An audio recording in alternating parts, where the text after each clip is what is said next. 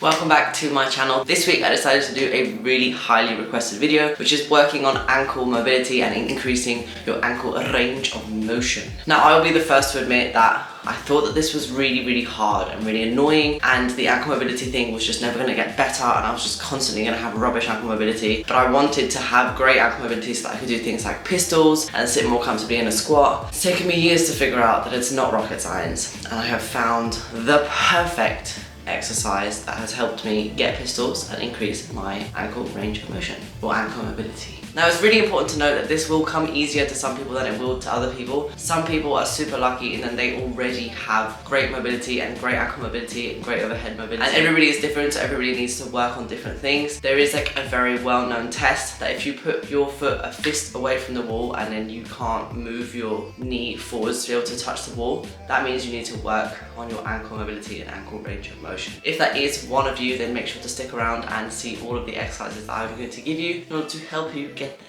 Now, my first ride or die exercise is all you need: a band, a box, and something to attach the band to. What I'll do is I'll attach the band to my ankle, do a high lunge onto a box, push my knee over my ankle, and really feel that deep stretch in both my calf, and I feel it on the front of my leg as well, in my shins. I do this exercise 2 times round, and what I'll do is I'll just hold my knee over my ankle for 20 seconds, making sure that throughout the stretch I am pushing further and further into the stretch to make sure that I'm getting as big of a range of motion as possible, really feeling like a good amount of tension on that band to make sure that I'm getting the biggest or like the best stretch I can out of this stretch. Now, I do this stretch 6 days a week. Every single time I go into the gym, I do this stretch, whether it's for 1 or 2 sets, it doesn't matter. I've come to realize that with mobility, if you don't do it every single day, really it's not gonna get better, because your body needs to be familiar with these positions, needs to realize that you can push yourself into these positions, and if you really want to improve it, you're gonna have to work at it every single day. And I know it sucks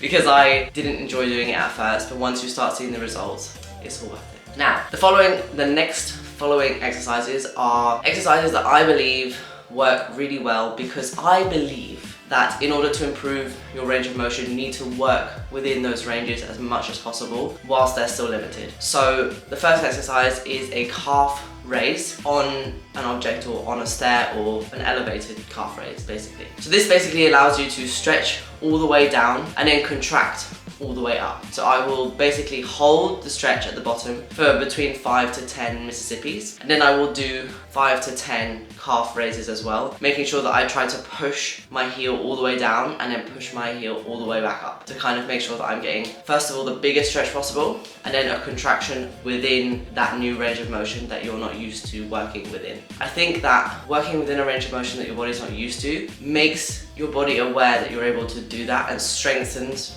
your muscles within that range of motion. So I feel like it helps enormously, and I found huge benefits from doing this. Also, I never do calves, so it's important to get calf gains in and where I can. The next exercise is basically just a hip hinge into like a hip hinge hamstring stretch into just a squat. Why I like this exercise is because from the hip hinge hamstring stretch, you can really like then push into your squat, pushing the back of your thighs into your calves, and I feel an unbelievable stretch when I do that. And after I do that like 10 times, I really feel like I'm able to sit into a squat a lot more comfortably, and it's just perfect. It's like the perfect warm-up for a squat, because then you do that 10 times and you feel like, oof, my ankles are warm, my hips are warm, my glutes and hamstrings are warm, and you're ready to go. Like I said, I will do all 3 of those exercises 2 times round for 2 sets. I will do the stretch on the box for 20 seconds each leg twice round. I will do 5 to 10 reps of the calf raises on each one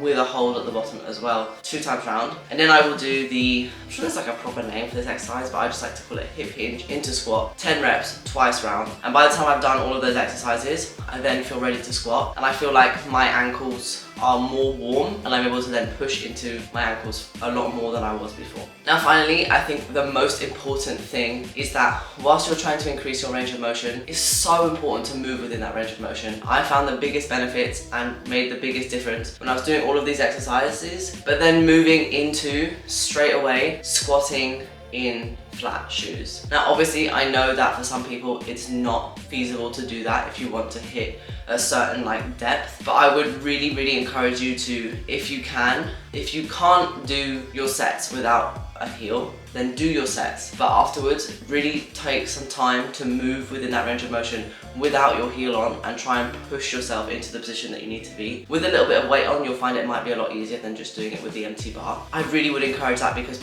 personally for me, ever since I started squatting in flats or just like in my rads, I have found such a huge difference in my mobility, and it has helped me so much moving forwards, feeling more comfortable lifting and feeling like my ankle mobility is improving a lot more. Now this kind of all goes without saying that you should be rolling. I will admit I don't really roll that often. I find it really hard to roll. I just get bored and forget. But you should be rolling. You should be rolling your calves. You should be rolling your shins. You should be rolling that whole area all the time, constantly. I find that when I do roll, I find like a huge knot that is just agony, and I just have to sit there for a little bit, kind of just in agony, waiting for it to die down. And it does help. I hate to be the one to say it, but if you don't roll, you probably should roll. So that's my message to you. If you don't roll, you probably should. So if you take anything away from this video, is that you should be moving within the range of motion. Challenge yourself with flats. Don't always put your heel on just to squat, because it won't always be the best way for you to move forward and improve your mobility. 2, you probably should roll. And 3, take time to warm up. Make sure to move within the range of motion before you try and put yourself in that hole, and make sure that you are ready to get there and feel primed to get there, because once you feel comfortable, you will get there so much easier than if you were feeling super uncomfortable. So I hope that you guys find this video helpful. I hope these exercises help you improve your ankle mobility. If they do, make sure to give this video a big thumbs up and so hit that subscribe button. And I will catch you guys in the next video, which will be uploaded in 3 days.